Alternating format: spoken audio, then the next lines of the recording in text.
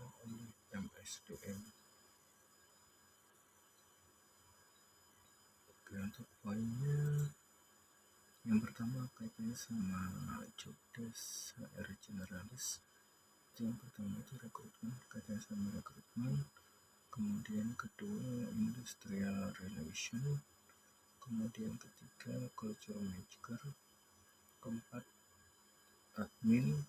Kemudian kelima organization development. Kemudian yang keenam people development. Kemudian untuk yang ketujuh people management, yang ke-8 general affair dan payroll. Kemudian menurut David Ulrich itu mbah gurunya HR sedunia, itu ada 4 kunci penting yang harus dipenuhi oleh HR profesional. Yang pertama, HR itu sebagai administrasi expert. Itu HR harus bisa memastikan karyawan itu lengkap, update, kemudian valid serta efisien terukur sesuai dengan kebutuhan pelanggan. Kemudian yang kedua, employee champion, itu HR harus bisa memfasilitasi untuk mengukur dan juga meningkatkan kualitas karyawan sehingga semakin produktif di perusahaan. Kemudian yang ketiga, change agent, itu HR harus bisa memfasilitasi, membawa serta mendorong perubahan yang baik dalam perusahaan.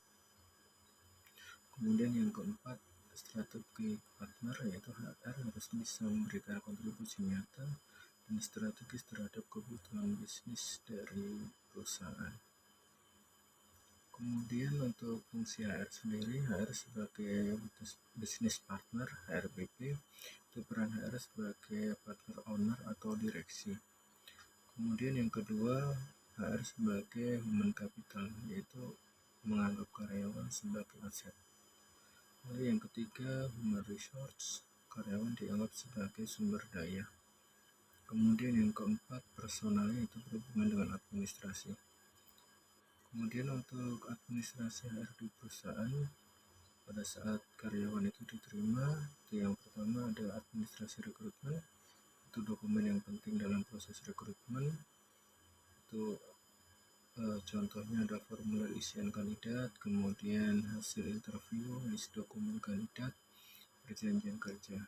Kemudian yang kedua kaitan sama database karyawan, itu adalah kumpulan data yang berisi informasi dari karyawan seperti nama, kemudian jabatan, departemen, kontak darurat, dan lainnya. Kemudian yang kedua karyawan bekerja.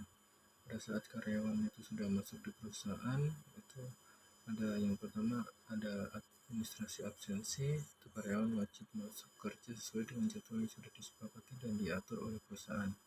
Kemudian administrasi penggajian, itu karyawan memiliki hak untuk dibayarkan upahnya dan perusahaan memiliki kewajiban untuk membayar upah. Kemudian kaitannya sama upah, itu upah adalah hak karyawan yang diterima dan dinyatakan dalam bentuk uang sebagai imbalan atas pekerjaan yang dilakukan. Komponen upah itu ada 3, yaitu upah pokok, kemudian tunjangan tetap, dan tunjangan tidak tetap. Variasi komponen upah itu ada 4, yaitu upah pokok saja, kemudian upah pokok plus tunjangan tetap, upah pokok plus tunjangan tidak tetap, upah pokok plus tunjangan tetap, dan tunjangan tidak tetap. Variasi potongan atas upah itu ada 3, yaitu pajak penghasilan, iuran jaminan sosial, kemudian potongan lain-lain.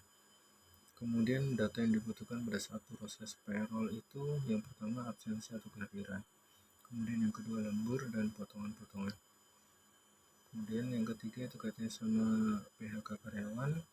Pada saat sebelum kita melakukan PHK karyawan itu kita berikan surat peringatan. Surat peringatan sendiri adalah surat yang dibuat oleh perusahaan dan diberikan kepada karyawan sebagai bentuk pembinaan atas pelanggaran yang dilakukan oleh karyawan.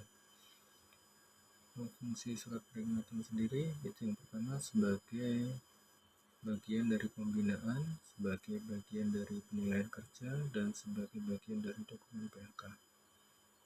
Kemudian bentuk peringatan ke karyawan itu yang pertama teguran lisan, kemudian teguran tertulis itu ada SP1, SP2, dan SP3. Masing-masing SP berlaku maksimal 6 bulan.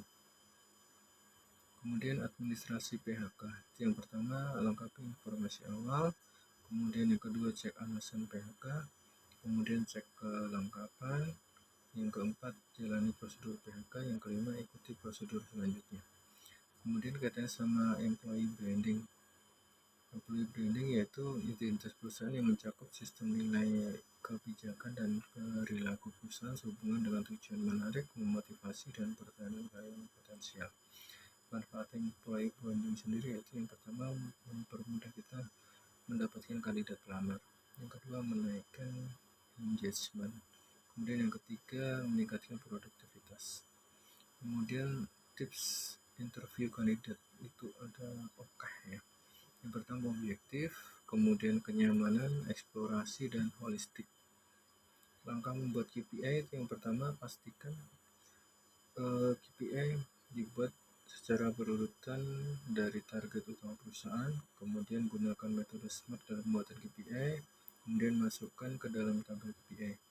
Kesalahan dalam performance appraisal yaitu salah sasaran ukur, kemudian kebanyakan KPI. Step by step untuk pembuatan performa manajemen yaitu pertama siapkan KPI, kemudian catat pantauan pencapaian KPI, tindak lanjut hasil. Kemudian kaitannya sama hubungan kerja adalah hubungan antara perusahaan dan karyawan berdasarkan perjanjian yang di dalamnya ada unsur pekerjaan, upah, dan perintah. Ada dua macam untuk perjanjian kerja sendiri, perjanjian kontrak, karyawan kontrak yaitu untuk pekerjaan-pekerjaan yang sifatnya sementara. Kemudian kalau untuk karyawan tetap atau PKWTT yang sifat pekerjaan-pekerjaan sifatnya permanen. Kemudian hak dasar karyawan yang pertama upah. Upah itu ada 3 macam untuk komponennya, ada upah minimum, komponen upah, dan struktur skala upah. Kemudian waktu itu ada 3, jam kerja normal, jam kerja lembur, dan hari kerja normal. Kalau untuk istirahat itu ada cuti, istirahat, dan izin. Seperti itu. Kemudian perbedaan HR dan GA yaitu kalau HR berhubungan dengan karyawan, sedangkan GA berhubungan dengan fasilitas dan infrastruktur. GA adalah departemen yang bertanggung jawab untuk menangani berbagai urusan fasilitas dan infrastruktur perusahaan termasuk perawatan dan perizinan. Tugas utama GA yaitu yang pertama fasilitas dan infrastruktur, itu meliputi pengadaan dan pemeliharaan. Yang pertama pengadaan peralatan kerja, fasilitas karyawan, kendaraan operasional, keamanan, dan kenyamanan area perusahaan. Dari operasional itu meliputi penyiapan kebutuhan operasional seperti antar jemput karyawan, pengadaan BBM kendaraan operasional, penyediaan konsumsi karyawan, kebutuhan perjalanan dinas karyawan, pembayaran urus tempat. Kemudian berhubungan dengan pihak luar atau external relation, itu yang pertama membangun hubungan dengan perangkat kerja setempat, yaitu tokoh agama, tokoh masyarakat, kemudian pemerintah daerah, kepolisian, TNI, vendor, building management, dan industrial area management.